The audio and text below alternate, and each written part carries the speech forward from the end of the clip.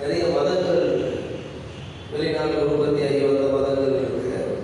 இங்கே உள்ளூர்லேயும் பார்த்தீங்கன்னா நிறைய ஆன்மீக அப்படிங்கிற வழிகாட்டுதல் இருக்குது. எல்லாத்துலேயும் ஒன்றே ஒன்று தான், கடவுள் யார் கேளுங்க, கடவுள் ஒளி வடிவமானவர். ஒருத்தர் வந்து என்ன செய்யணும், அந்த ஒளியை அடைய வேண்டும். இம்பர்சனலிஸ்ட் எல்லாம் இந்த டிஸ்கஷன் பகவத்கீதையில் 12வது அத்தியாயம் சொல்லுது. அருவமா உருவமா அர்ஜுனன் கேள்விகள் ரெண்டு ஒன்று சொல்லி உருவம் தான் பெஸ்ட்.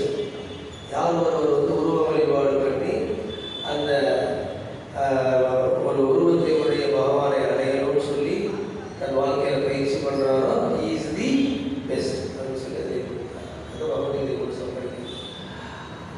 அதனால் இந்த அளவுக்கு வந்து கிருஷ்ணருக்கு பக்தி பண்ணணும்னு சொல்லி வந்தது என்ன அப்படின்னாக்கா 10 லட்சத்தில் ஒரு ப்ராபபிலிட்டி